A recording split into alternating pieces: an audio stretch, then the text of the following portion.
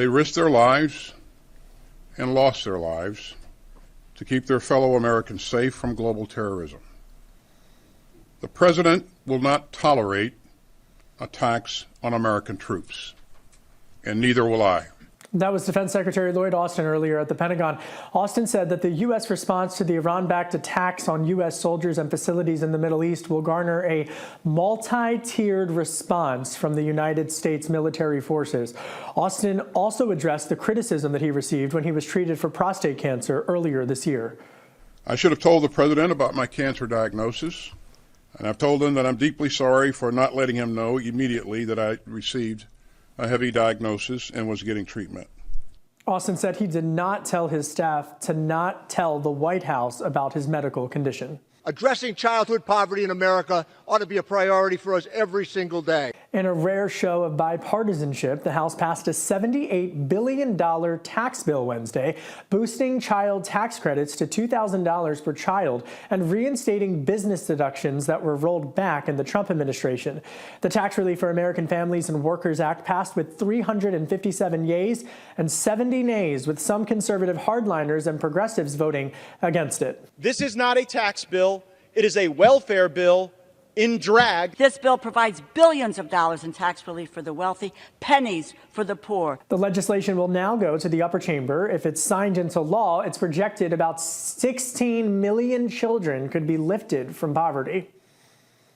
Florida Governor Ron DeSantis was not victorious on the 2024 campaign trail, but he did score a win in the Sunshine State this week. A U.S. judge struck down Disney's lawsuit against DeSantis, which accused him of wielding his political power to punish the company for exercising its right to free speech.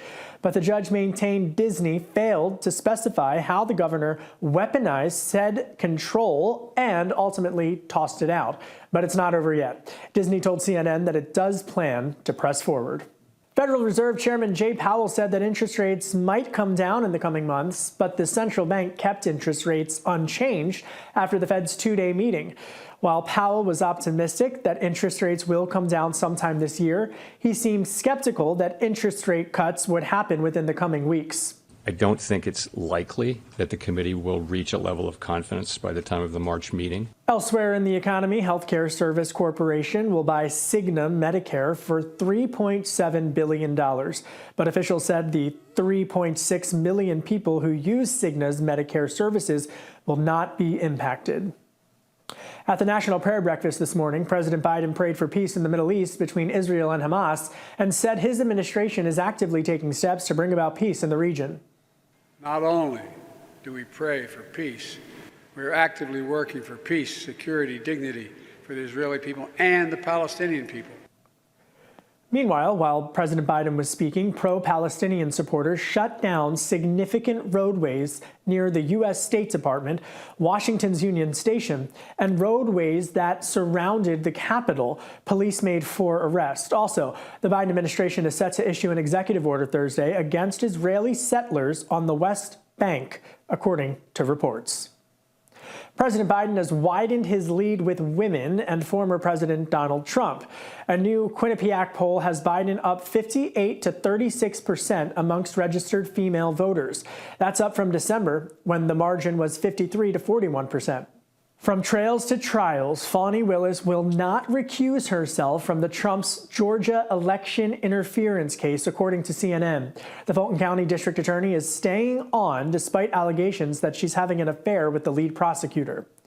Universal Music Group is pulling its music from TikTok after UMG and the Beijing-based ByteDance owned platform failed to reach a licensing agreement. Music from Taylor Swift, Drake, Ariana Grande, and other artists will now no longer be on the platform. That's it for today's Daily Debrief. My name is Kevin Cirilli. Be sure to like, share, and subscribe to The Hill's YouTube channel, and come back here soon for the intersection between politics and policy.